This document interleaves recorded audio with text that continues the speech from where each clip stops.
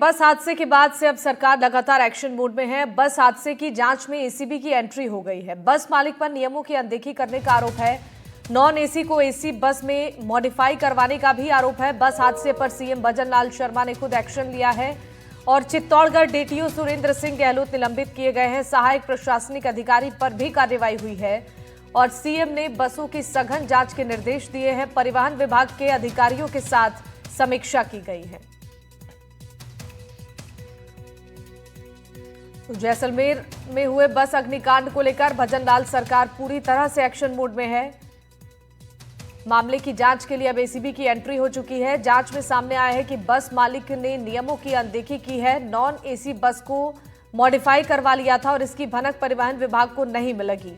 भ्रष्टाचार निरोधक ब्यूरो यानी कि एसीबी इस मामले की अब जांच करेगी। जैसलमेर बस अग्निकांड में मृतकों की संख्या बढ़कर 21 हो चुकी है। हादसे में झुलसे 10 साल के यूनुस ने बुधवार सुबह इलाज के दौरान दम तोड़ दिया।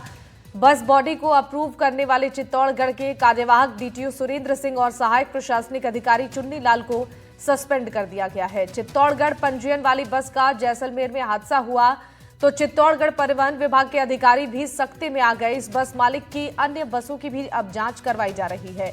परिवहन विभाग के अधिकारियों ने मुख्यालय के निर्देश का पालन में बस के पंजीयन से संबंधित दस्तावेज की जांच की है। इसमें दस्तावेज और बस की बॉडी बनवाने को लेकर खामी सामने आई है। जिला परिवहन अधिकारी ने बताया कि बिलिंग तो 21 मई की है, 3 महीने में बॉडी बनी है।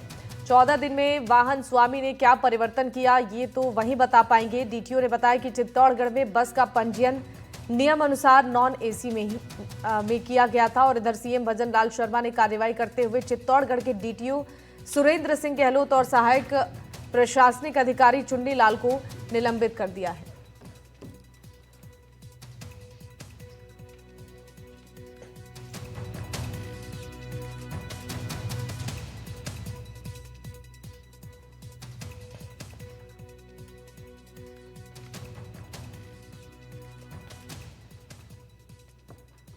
बस हादसे के बाद से मुख्यमंत्री भजन लाल शर्मा एक्शन मोड में हैं और इस हादसे की जांच के लिए अब जो टीमें हैं वो लगातार सर्च कर रही हैं। चित्तौड़गढ़ डीटीओ सुरेंद्र सिंह गहलोत को निलंबित कर दिया गया है।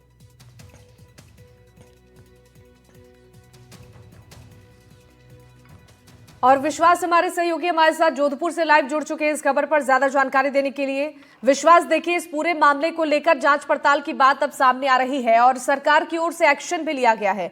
फिलहाल अब तक ये कार्रवाई कहां तक पहुंची है? जी देखिए, इसको लेकर सरकार ने एक कमेटी बनाने के भी शायद निर्देश दिए जी। हैं और जिस तरीके से हमारे साथी वीरेंद्र ने बताया कि एसीबी जो है अब इस पूरे मामले की जांच करेगी और उसके बाद में जी। इस बात पर भी जांच की जाएगी कि जो फिटनेस सर्टिफिकेट बस को दिए गए थे या जिस तरीके से राज्य में फिटनेस सर्टिफिकेट बांटे जा रहे हैं, किस तरीके से परिवहन विभाग जो है वहां पर भ्रष्टाचार का ये जो खेल है ये चल रहा है। इसको लेकर के एसीबी जांच करेगी और उसके बाद में जो कार्रवाई है वो की जाएगी। फिलहाल जो 2 अधिकारी थे, सुरेंद्र सिंह जो कि एक्टिंग डीटीओ थे वहां पे, और उसके अलावा जो दूसरे अधिकारी हैं प्रशासनिक अधिकारी चुन्नी लाल, उनको सस्पेंड कर दिया गया है प्रथम दृष्टया। और चित्तौड़गढ़ में कल जो वहाँ के डिस्ट्रिक्ट मजिस्ट्रेट है उन्होंने भी जाकर परिवहन कार्यालय में पूरी जो जांच है वो की, वहां पर निरीक्षण किया। उसमें यही पाया गया कि जो बस थी ये नॉन एसी रजिस्टर्ड हुई थी, जिसके बाद में 1 अक्टूबर को ये बस रजिस्ट्रेशन हुआ है।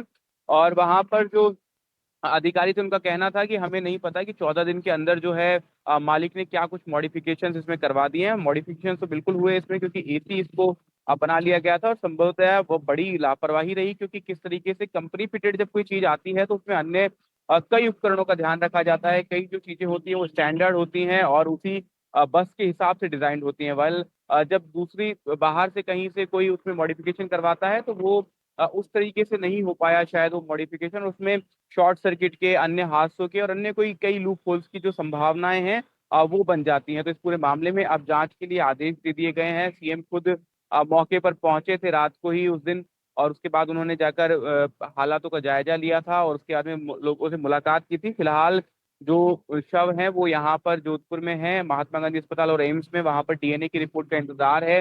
जिन लोगों की शिनाख्त नहीं हो पाई है उनका डीएनए सैंपल से उनकी पहचान करके उनका जो शव है वो उनके परिजनों को सौंप दिया जाएगा। और अभी इसमें 2 और मौतें बढ़ गई हैं। एक तो जो मौत थी वो जब एक व्यक्ति हुसैन जिसको ले जा रहे थे हॉस्पिटल, उस दौरान उसने दम तोड़ दिया था। और कल एक यूनुस 8 साल का बच्चा है, उसने दम तोड़ दिया। आपको बता दें यूनुस के जो भाई बहन थे हसीना और इरफान, वो पहले ही इस पूरे हादसे में मर चुके हैं। तो ये पूरा एक पूरा जो हादसा है ये एक ट्रेजेडी भी है और साथ ही साथ में गंभीर लापरवाहियों की ओर निशाना करता है।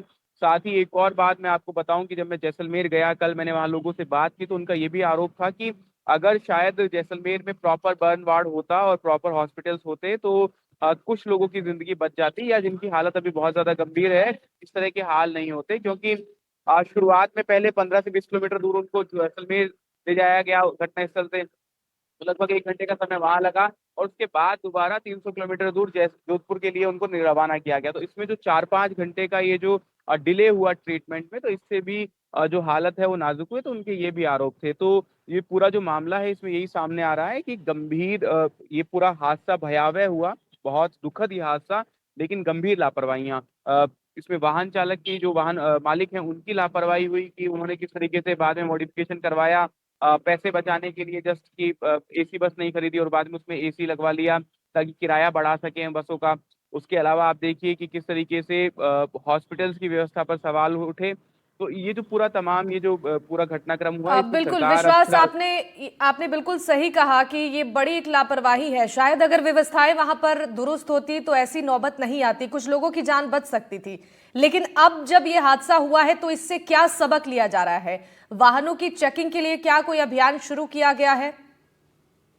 देखिए बिल्कुल प्रदेश में कई जिलों में लगातार कल जो परिवहन विभाग है और जो पुलिस विभाग है उनकी ओर से कई जगहों पर ये जो वाहन चेकिंग के अभियान है वो शुरू किए गए।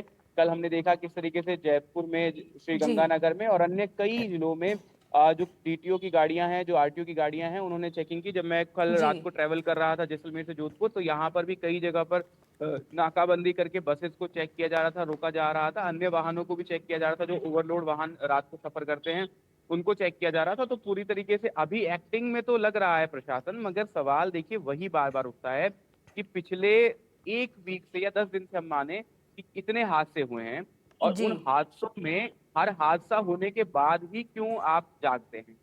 ठीक है, गंभीर सवाल यही है कि अब आप बिल्कुल। चेकिंग कर रहे हैं, बहुत अच्छी बात है कि आप चेक कर रहे हैं, अब आपने जांच के लिए आदेश दे दिए हैं, तमाम चीजें हैं। लेकिन समय रहते जिसकी जो जिम्मेदारी है अगर वो अपना काम पूरा करता रहे तो शायद ऐसे हादसों को टाला जा सकता है। हमें इतने दुखद हादसे होने के बाद एक्ट करने की जरूरत ना पड़े इस तरीके से। क्योंकि अगर आप समय पर रहते गए, जैसे एसएमएस में भी हमने देखा कि किस तरीके से हाँ। जो वहाँ पे नोडल ऑफिसर थे वो चिट्ठियां लिख रहे थे, वो लेटर लिख रहे थे प्रशासन को कि भाई यहाँ पे शॉर्ट सर्किट हो सकता है, यहाँ पे देखिए करंट आ रहा है, सीलन है दीवारों में, लेकिन कार्रवाई नहीं हुई टाइम रहते हुए।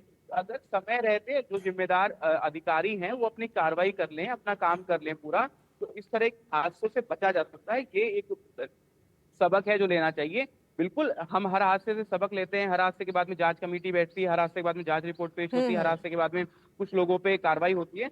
वो ठीक है, वो प्रोसेस की तरह चलता है। लेकिन सबक सबसे बड़ा लेना यही चाहिए कि अगर जो जिम्मेदार लोग हैं, जिनकी जो काम है, अगर डीटीओ का काम जी। था कि वो बस को चेक करके फिटनेस देते, अगर आरटीओ का काम था कि वो बाद में चेक करें, जी। ऐसी जगहों पर जहाँ पे ये मॉडिफिकेशन किया जाता है वहां पर जाके चेक किया जाए कि किस तरीके से मॉडिफिकेशन किया जा रहा है, बिल्कुल कौन से वो विश्वास, तो अब डिपोज इस हैं। हादसे के बाद सीख लेने की जरूरत इन्हें है, क्योंकि लगातार अगर ऐसे हादसे होंगे तो सवाल प्रशासन पर ही खड़े होंगे। आपका बहुत शुक्रिया तमाम जानकारी साझा करने के लिए।